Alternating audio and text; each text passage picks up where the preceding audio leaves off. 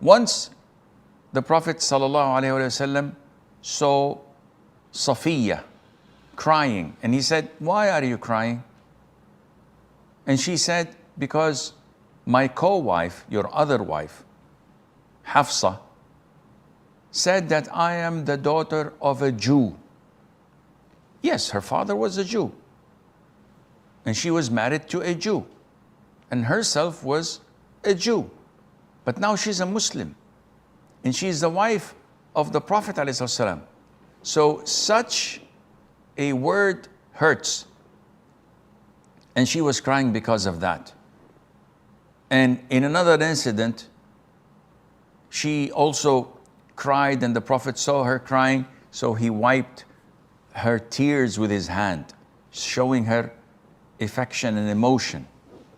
So when he heard what Hafsa said to her, he consoled her and said to her, "Listen, when she says this to you, tell her that I'm the daughter of a prophet," meaning Moses, "and my uncle is a prophet," meaning Harun, "and my husband is a prophet," meaning Muhammad alayhi salatu wasalam.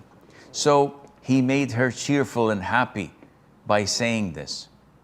Then he went to Hafsa and said to her, "Fear Allah, O Hafsa, and never repeat that again."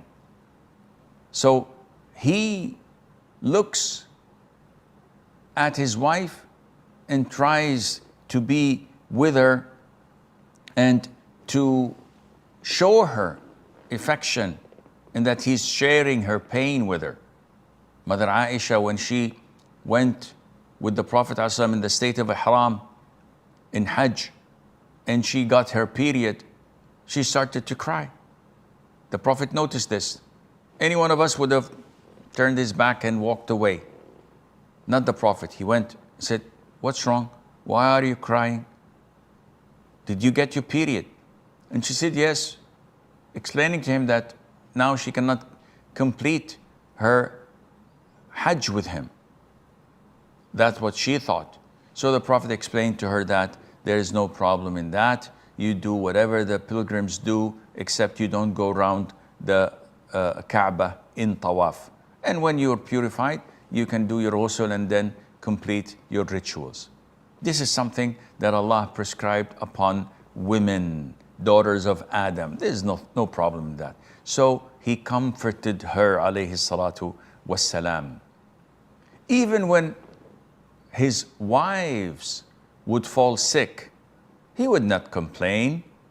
He would not say who would do the cooking and the cleaning and who would serve me.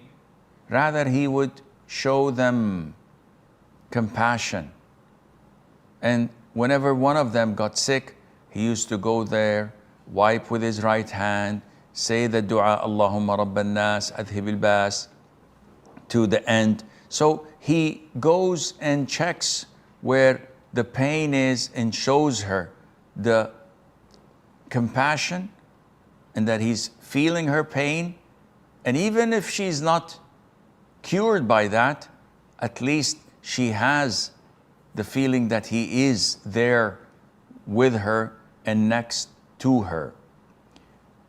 The Prophet never, alayhi salatu wasalam, blamed his wives that none of you gave birth to a child for me. And he could have done that.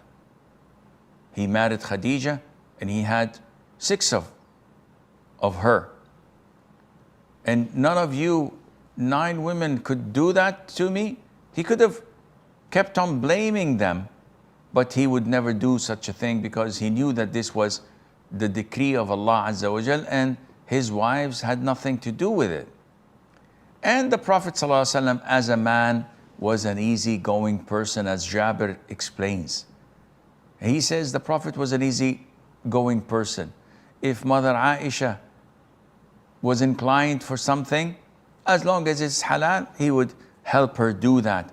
As in the case where when the Abyssinian slaves and soldiers came to, march with their spears and exercise in the masjid, the Prophet ﷺ asked her, you would like to watch them play? And she said, yes. So he sat down and made her put her head on his shoulder so that she was covered by his body, and she would look until she was satisfied. This is how the Prophet ﷺ used to deal with his wives.